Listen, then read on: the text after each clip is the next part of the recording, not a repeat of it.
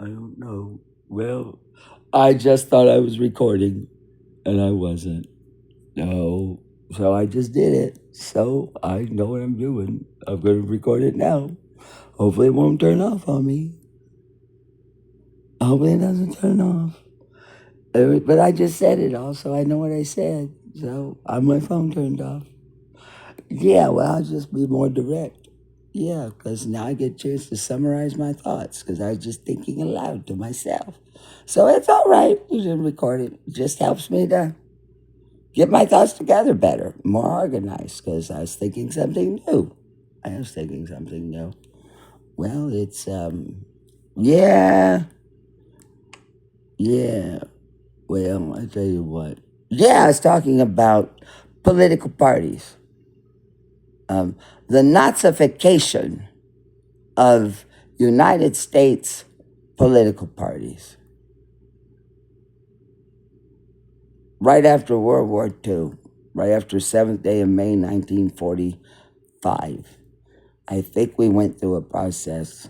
See, it's National Democrat Social Party. That's what's called in Europe, in Germany. We had the Hindenburg. There's a lot of economic ties between, and the word NAZI, National something, something, something, National Democrat Social Party, NAZ. See, the word Nazi was never used in Europe.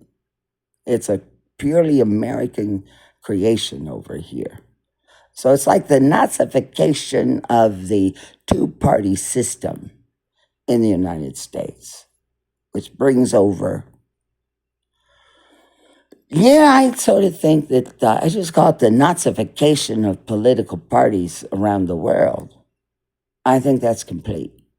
But that doesn't mean they're violent people. No, it's just NDSP. I think it makes a lot more sense to try to think about the world post, immediately after. Yeah. The missing time. There's 2 years missing, really. May 7th, 1945 to like, well, 1949. Yeah, there's like, yeah, 48. Yeah, because that Truman beats Dewey or Dewey beats Truman, you see. Yeah, Dewey was a radical. He was radical. I don't know if Dewey was really Republican or not. I don't think he was. I don't think so. See, the Republican Party in America today is still the GOP, Grand Old Party, Lincoln's party. It's consistent from Lincoln to now. Lincoln formed what we know called the Republican Party to run in 1860. He did. It is a through line. Yeah, this is really important because it's too controversial in America. Because for me to say that NDSP is the same thing as NAZI, oh my God, people in America freak out. They won't talk about it because they think that's Hitler. No, it's not. No, no, no, no, no. It's party. Republican Party, Democratic Party has a platform from state central committee meeting members. They meet at the national convention and articulate and write down a platform. And the platform is supposed to have planks in it, which are tenets of things that come together to create the platform. They don't talk about this anymore. No, because there was some further infighting in parties in America. It's not about the election.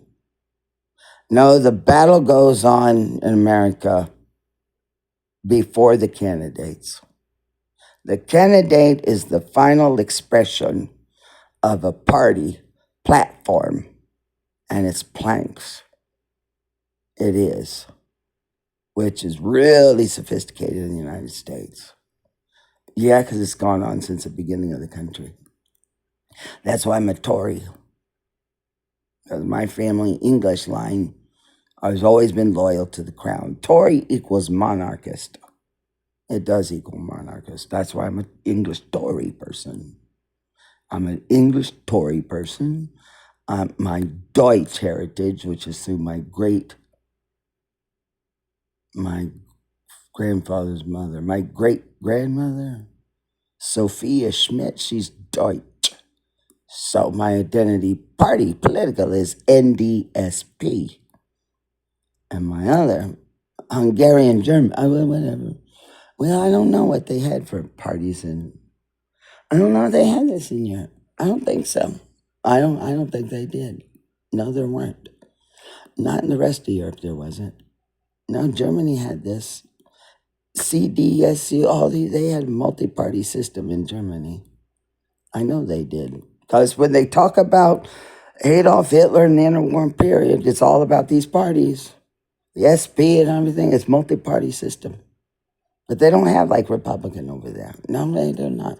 See, this is really important because you just can't understand where you are today about things if you're not willing to sit down and just talk factually like this. This is the problem in America today. In America, I say. I don't say United States. No, in America. I felt Congress, the Senate, had this woman, a historian at the University of Virginia, who came and testified recently. Well, I went online and found her in a YouTube, in a chat thing, and the way they talked about, I'll tell you what this historian woman said. This is what she said. They were talking about immigration or birthright citizenship and things like this. You know what this woman said? She said, well, in our country, when you travel from one state to another state, you don't have to use your passports. It's like Europe. Oh my God. And she works at the University of Virginia. And she thinks that she believes this, I guess. That it's wonderful that you don't have to have a passport to go from one state to another state. And she's getting paid at the University of Virginia. She testified at Congress. I mean, that's really messed up. That right there is messed up. I don't remember her name right now. No, I don't remember her name. But that's weird. She just testified recently before the Senate.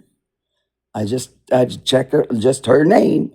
Professor went right to at the University of Virginia. And then she's a guest on a podcast thing. And that was a weird podcast, them talking like this, like these people talking like they don't know anything about the United States. Like they all live here. They all talking about going over state lines or something. I mean, that's messed up. See, those people aren't from here. They're not from here. Those people, 3 people talking on this podcast, they're not from here.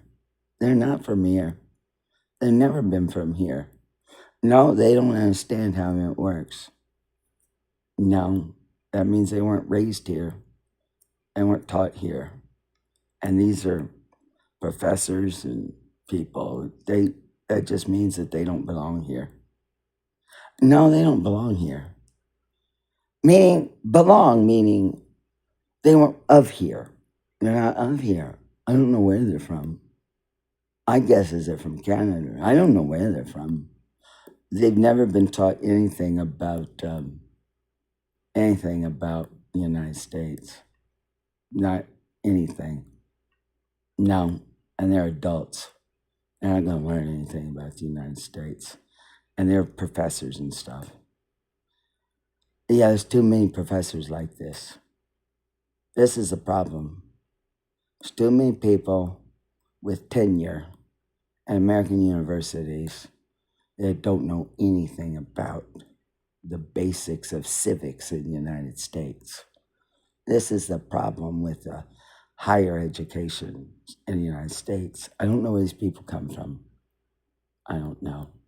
But I know they all did something. Starting March 8th, COVID. Yeah, they all did something.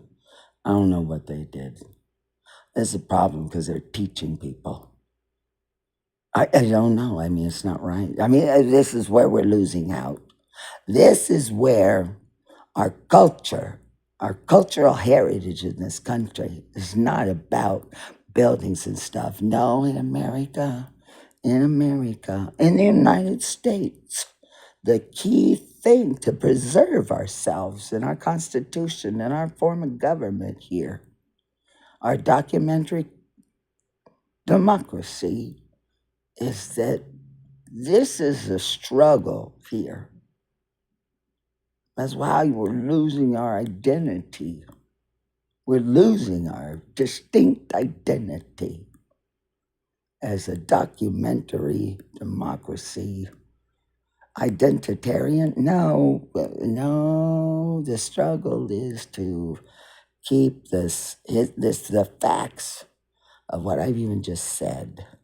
Party, platform, planks, quote, historians that don't know anything about even the basics that think something. I mean, that's just ridiculous. I mean, it is. This is the problem. Yeah. Yeah, it's not right. And it's all linked together with German stuff. The German multi-party system. You got to forget about the people in charge of lead the party. There's such a thing as a coup, a party coup, a party coup, not the government coup, not the whole government, not not a coup in the White House, coup in Congress. Yeah, you can have a coup in Congress. You can have a coup in the White House. You can, meaning party, ideology coup. It's an ideological coup. It's not a violent thing.